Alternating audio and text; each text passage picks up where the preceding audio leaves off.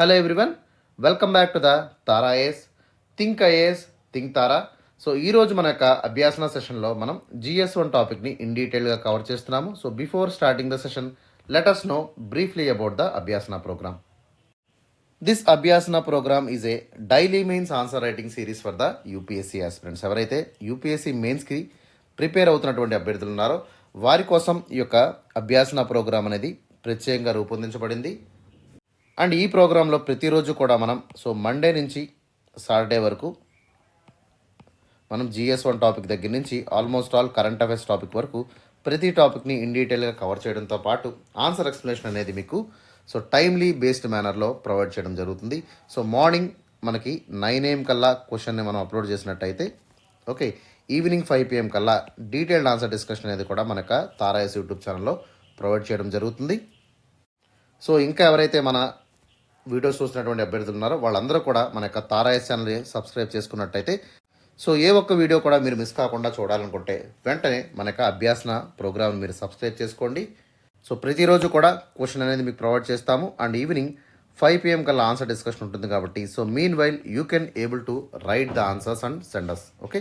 ఆన్సర్స్ని మీరు రాసి మాకు సెండ్ చేసినట్టయితే విత్ ఇన్ 24 hours ఆఫ్ టైంలో మీ ఆన్సర్ పేపర్ని కూడా ఎవాల్యుయేట్ చేస్తూ మీకైతే ఎవాల్యుయేటెడ్ పేపర్స్ అయితే సెండ్ చేయబడతాయి.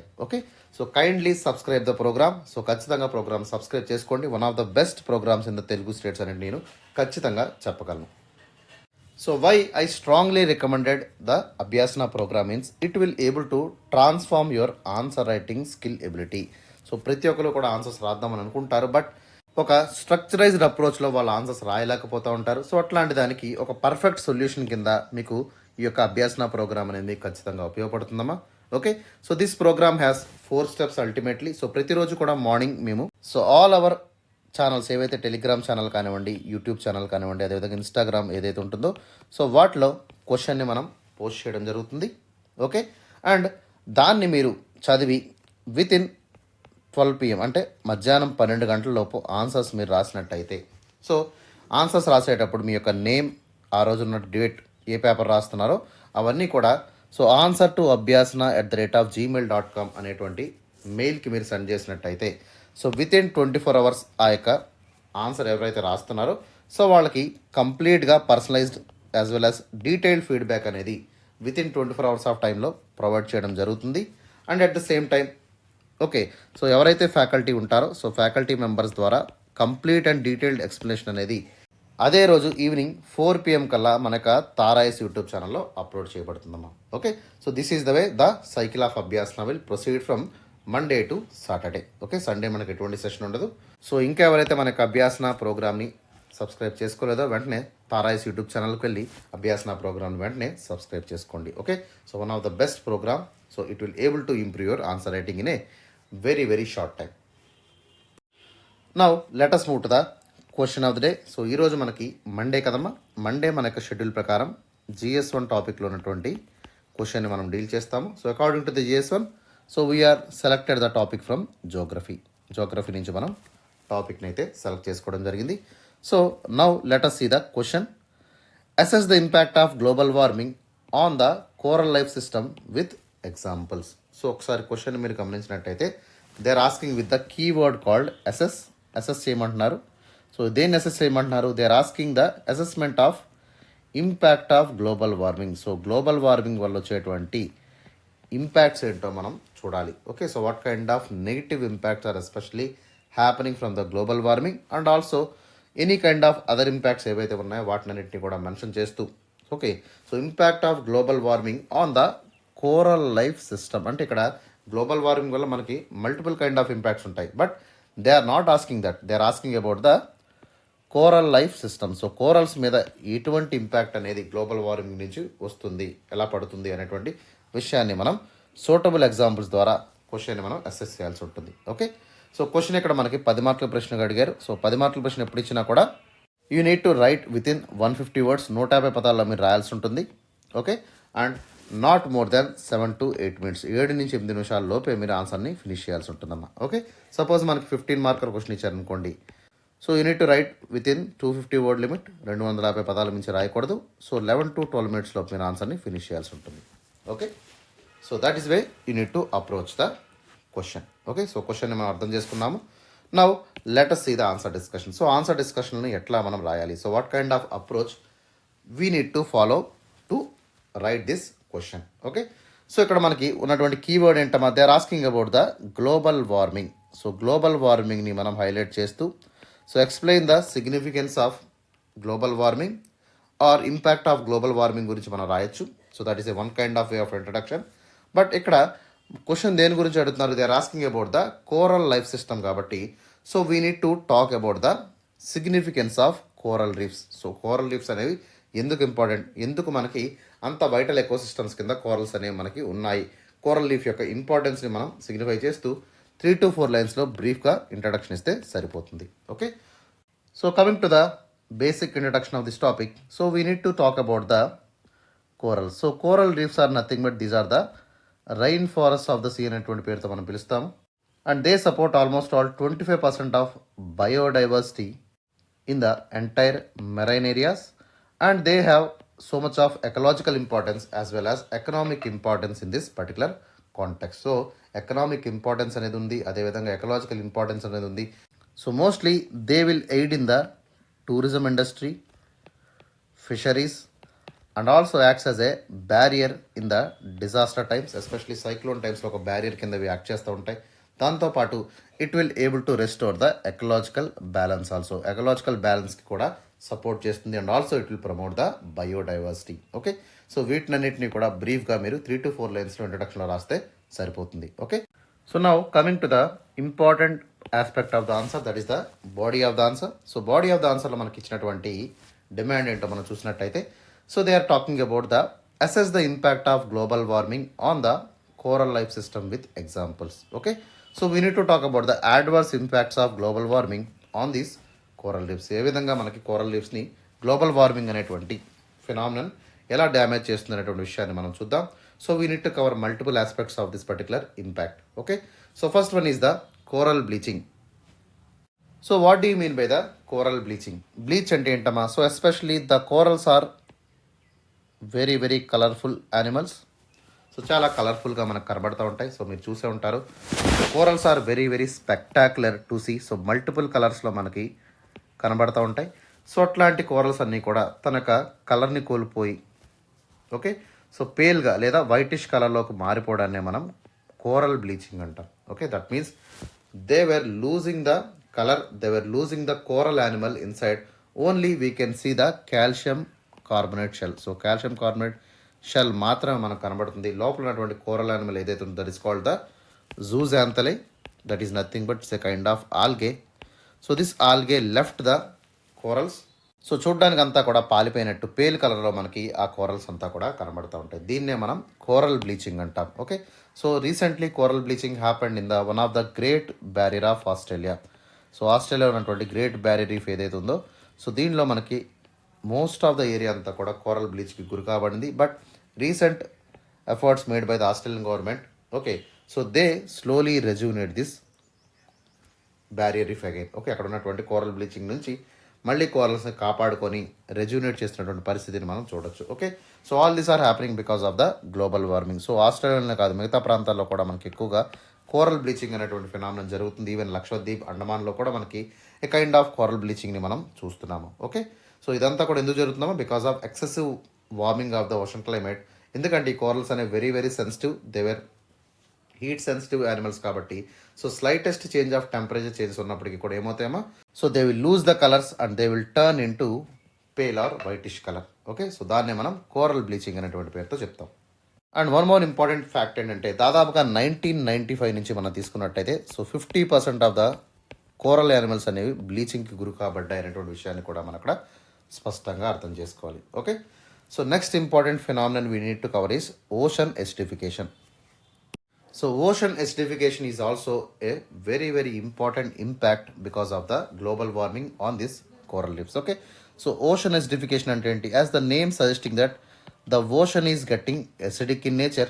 అంటే ఏంటమ్మా, సో ఓషన్ యొక్క పిహెచ్ వాల్యూ అనేది సో ఇట్ ఈస్ డిక్లైనింగ్. అంటే పిహెచ్ వాల్యూ 7 కంటే తక్కువ, ఎంత తక్కువ పడిపోతే అంత ఎసిడిక్ నేచర్ ఉన్నటువంటి అర్థం అనమాట. Okay, so pH value is getting decreased and increase of H plus ion concentration. So H plus ion concentration ఎప్పుడైతే పెరుగుతుందో సో దాన్ని మనం ఏమంటాం, ఎసిడిక్వేషన్ అనేది ప్రాసెస్ స్టార్ట్ అయింది అనేటువంటి విషయాన్ని మనం చెప్పాల్సి ఉంటుంది. Okay, because the increased H plus ions as well as the increased CO2 concentration led to the ocean acidification. So ఈ యొక్క CO2 ఏదైతే ఉందో it is reacting with carbonates. So carbonates react అయ్యి it is disintegrating the calcium carbonate. So calcium కార్బొనేట్ని disintegrate చేస్తూ so ఓషన్లో ఉన్నటువంటి coral animals ఏదైతే ఉందో they are made up of calcium carbonate. So corals అన్నీ కూడా కాల్షియం కార్బొనేట్తో మేడ్ అయి ఉంటాయి కాబట్టి directly this CO is reacting with the coral animals there by causing the coral bleaching. So coral bleaching ఈ విధంగా కాజ్ చేస్తుంది. So next impact is the బయోడైవర్సిటీలా. సో ఎస్పెషలీ కోరల్ యానిమల్స్ ఏవైతే ఉన్నాయో so they were acts as a breeding grounds of lots of larva and fishes. Okay, ఈ ప్రాంతంలో ఎక్కువగా మనకి బ్రీడింగ్ సీజన్లో ఫిషెస్ కానివ్వండి, లార్వా కానివ్వండి, ఇతరత్ర లివింగ్ ఆర్గనిజం మెరైన్ యానిమల్స్ ఏవైతే ఉన్నాయో అవన్నీ కూడా రావడం జరుగుతుంది. సో ఈ ప్రాంతం కూడా మనకి ఎక్కువగా రిచ్ బయోడైవర్సిటీని కలిగి ఉంటుంది. ఎప్పుడైతే మన కోరల్ యానిమల్స్ అనేవి చనిపోతాయో ఆటోమేటిక్గా they will lose this biodiversity. So దానివల్ల ఏమవుతుంది, బయోడైవర్సిటీని మనం కోల్పోవడం జరుగుతుంది. So next important factor is the coastal erosion. So coastal erosion is nothing but it's a damaging to the coastal ecosystem because of the tidal action ఏదైతే ఉంటుందో. So tidal or wave action వల్ల మనకి land area అంతా కూడా so that will be submerged into the ocean as well as seas. Okay, so దీన్నే మనం coastal ఇరోషన్ అని చెప్తాము. జనరల్గా కోస్టల్ ఇరోషన్స్ ఎక్కువగా మనకి విండ్ స్టామ్స్ ఉన్నప్పుడు, సైక్లోన్ యాక్టివిటీ ఎక్కువగా ఉన్నప్పుడు మనకి ఎక్కువగా సంభవిస్తూ ఉంటాయి. సో దీని నుంచి మనకి కోరల్ బ్యారియర్స్ ఏవైతే ఉన్నాయో, కోరల్ లీవ్స్ ఏవైతే ఉన్నాయో ఇవన్నీ కూడా చాలా వరకు ప్రొటెక్ట్ చేస్తూ ఉంటాయి అన్నమాట. ఓకే, సో అట్లాంటి ఈ యొక్క వైటల్ కోరల్ ఎకోసిస్టమ్స్ ఏవైతే డ్యామేజ్ అవుతున్నాయో సో వీటి వల్ల కోస్టల్ ఇరోషన్స్ అనేది కూడా మనం ఎక్కువగా చూసేటువంటి అవకాశం ఉంది. సో బీచ్లో ఉన్నటువంటి ఏరియా ఏదైతే ఉందో అదంతా కూడా మనం నష్టపోయేటువంటి ప్రమాదం కూడా మనకి కనబడుతూ ఉంటుంది. Okay, next important factor is the economic losses. So చాలా amount of fish breeding grounds కింద మనం ఆల్రెడీ చెప్పుకున్నాము. సో కోరల్ ఏరియాస్ అంతా కూడా మనకి so these are located very very near to the shores కాబట్టి సో మోస్ట్లీ ఈ యొక్క economic losses in the form of tourism. So tourism అని మనం తీసుకున్నట్టయితే సేసిల్స్ కానివ్వండి, మారిషస్ కానివ్వండి, లక్షద్వీప్ కానివ్వండి, ఈ ప్రాంతాల్లో ఎక్కువగా మనకి కోస్టల్ ఇరోషన్తో పాటు కోరల్ ఇరోషన్ అనేది కూడా జరుగుతుంది. ఓకే, సో దీనివల్ల బ్యారియర్స్ కానివ్వండి, రీఫ్స్ కానివ్వండి వాటి యొక్క న్యాచురల్ బ్యూటీని కోల్పోతున్నాయి. సో దీనివల్ల టూరిజం అనేది హ్యాంపర్ అయ్యేటువంటి అవకాశం కూడా చాలా పెద్ద మొత్తంలో మనకి కనబడుతుంటుంది. Okay, right. So that is about the economic losses. Now let us move to the way forward. So positive aspects ఏంటి, సో ఏ విధంగా మనం పొటెన్షియల్ సొల్యూషన్స్ని, వైబుల్ అడాప్టివ్ మెజర్స్ని ఈ విధంగా అలవర్చుకోవాలి అనేటువంటి విషయాన్ని మనం చూసినట్టయితే first important thing we need to restore the corals. So corals జరిగేటువంటి డ్యామేజ్ ఏదైతే ఉందో సో దాన్ని మనం నలిఫై చేసుకుంటూ కోరల్ రెస్టరేషన్ ఇనిషియేటివ్స్ని మనం తీసుకొచ్చినట్టయితే దీని నుంచి కొంతమేరకు బయటపడేటువంటి అవకాశం అనేది మనకి దక్కుతుంది. సో జనరల్గా కోరల్స్ని మనం నర్సింగ్ చేయడం, వాటిని పెంచడం, అదేవిధంగా రీసెంట్గా మాల్దీవ్స్లో కూడా మనకి కోరల్ నర్సింగ్ ప్రోగ్రామ్ అనేది ఇనిషియేట్ చేశారు. So this will able to restore the entire coral reef barriers in that particular region. Second important promising option is the biorock technology. So this biorock technology is nothing but it's a process that will able to use the low voltage electric current. So low voltage electric current use చేసుకుంటూ ఏం చేస్తుందమ్మా, so it will able to create some kind of tidal activity. Okay, so దీనివల్ల ఏమవుతుంది, mineral ఎక్రీషన్ అనేది జరుగుతుంది. So ఈ యొక్క mineral ఎక్రీషన్ technology వల్ల మనకి slowly the calciums will be coagulated and they will able to form the limestone. So limestone structures అన్నింటినీ కూడా మనకి ఇక్కడ ఫామ్ అయ్యేటువంటి అవకాశం ఉంది. సో మేజర్గా కోరలో ఉండేటువంటి కెమికల్ కంపోజిషన్ మనం తీసుకున్నట్టయితే it is nothing but the calcium carbonate. So calcium carbonate అనేది ఎక్కువగా గ్రో అవడం వల్ల సో ఆటోమేటిక్గా కోరల్ రెస్టరేషన్ అనేది యొక్క బయోరాక్ టెక్నాలజీ వల్ల మనకి ఏర్పడుతుంది. Okay, so this is also very very important technology used in the Indonesia area. So Indonesia ప్రాంతాల్లో ఈ యొక్క కోరల్ డ్యామేజ్ ఎక్కడైతే జరిగిందో అక్కడ మనకి బయోరాక్ టెక్నాలజీని యూజ్ చేస్తూ ఒక బెస్ట్ రిజల్ట్స్ అయితే వాళ్ళు తీసుకురావడం జరిగింది. Next one is resilient coral species. జనరల్గా కోరల్స్ అనేవి so they were very very sensitive to the temperature changes. So వీటిని మనం ఏమంటాం, స్టీనోథర్మల్ యానిమల్స్ అంట, అంటే high amount of temperature fluctuation ఇవి టాలరేట్ చేయవు. Okay, so we need to think about the resilient coral species. అంటే ఏంటి, యూరిథర్మల్ స్పీషీస్ లాంటివి మనం తీసుకురాగలిగితే దీనివల్ల కోరల్ అడాప్టబిలిటీ పెరుగుతుంది, హై టెంపరేచర్ టాలరేషన్ అనేది దక్కుతుంది. సో దీనివల్ల కోరల్స్ అనేవి ఈజీగా డ్యామేజ్ అయ్యేటువంటి అవకాశాలు కూడా మనకి తక్కువగా కనబడుతూ ఉంటాయి. ఓకే, సో ఎక్కడైతే మనకి మోస్ట్లీ కోరల్ డ్యామేజ్ అనేది జరిగిందో ఆ ప్రాంతాల్లో రెసిలియంట్ కోరల్ స్పీషీస్ని మనం ఇంట్రడ్యూస్ చేసినట్టయితే ఖచ్చితంగా ఆ ప్రాంతం అంతా కూడా రెజ్యూనేట్ అయ్యేటువంటి అవకాశాలు చాలా ఎక్కువగా మనకి ఉంటాయి. So next important aspect is the global conservation efforts. So global conservation efforts ఏవైతే ఉన్నాయో mostly in the international arena.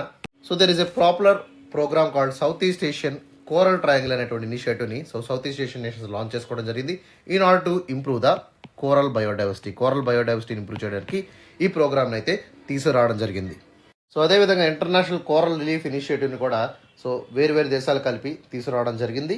So this is under the programme of UNEP. So United Nations Environment ప్రోగ్రాంలో ఈ యొక్క ఐసిఆర్ఐ అనేటువంటి ఇనిషియేటివ్ని కూడా తీసుకురావడం జరిగిందమ్మా. Okay, so that is about the global conservation efforts. Now let us discuss about the conclusion aspect. Conclusion మనం తీసుకున్నట్టయితే so we have to bring out the collaborative approach to mitigate the global warming. So global warming మనం mitigate చేసుకునేటువంటి efforts మనం తీసుకోవాలి. So we need to reduce the global temperatures and also we need to reduce the green house gases in entire global manner. So మొత్తం ప్రపంచం అంతా కూడా మనం green house గ్యాసెస్ని మనం రెడ్యూస్ చేసినట్టయితే గ్లోబల్ వార్మింగ్ మిటిగేట్ అవుతుంది. So there by we can able to bring out the coral రెస్టరేషన్ని మనం ముందుకు తీసుకోవాలి. Especially 13-30 programme for the hope. అదేవిధంగా so south east Asian coral triangle లాంటి ఇనిషియేటివ్స్ ఏవైతే ఉన్నాయో సో వాటిని కూడా మనం ఇంప్రూవ్ చేసుకున్నట్టయితే సో ఓవరాల్గా కోరల్ లీఫ్ సర్వైవల్ని మనం పెంచవచ్చు, వాటి యొక్క బయోడైవర్సిటీని మనం కాపాడుకున్నట్టు అవుతుంది. దాంతోపాటు కోస్టల్ ఏరియాస్లో ఉన్నటువంటి లైవ్లీహుడ్స్ని కూడా మనం ఇంప్రూవ్ చేయొచ్చు. సో వాళ్ళ యొక్క ఎకానమీని మనం ఇంప్రూవ్ చేసేటువంటి అవకాశం మనకు దక్కుతుంది. And finally we can bring the striking balance between the environment as well as the economy. So ecological బ్యాలెన్స్ని కూడా మనం హోల్డ్ చేసిన వాళ్ళం అయితే అవుతాము. సో ఇవన్నీ ఖచ్చితంగా జరగాలంటే we have to bring out A unified approach. ఇవన్నీ కూడా యూనిఫైడ్ అప్రోచ్ ద్వారా మల్టీ స్టేక్ హోల్డర్ అప్రోచ్ ద్వారానే మనం ముందుకు తీసుకువెళ్ళగలము. ఓకేనా? So that is all about for the today's question. I hope మీకు అందరికీ కూడా అర్థమైంది అనుకుంటున్నాను. ఏదైనా డౌట్ ఉన్నట్టయితే వెంటనే కామెంట్ సెక్షన్లో మీరు కామెంట్ చేయండి. So most of the aspirants అందరూ కూడా మన యొక్క అభ్యాసన ప్రోగ్రామ్ని ఫాలో చేయకుండా మీరు చూస్తున్నారు. So please kindly follow us in the YouTube.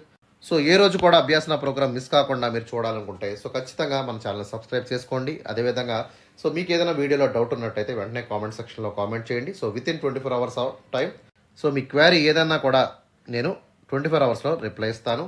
And finally so lot of efforts were taken to bring out the best outcomes of Abhyasana. So చాలా ఎఫర్ట్స్ పెట్టి వీడియోస్ చేస్తున్నామా.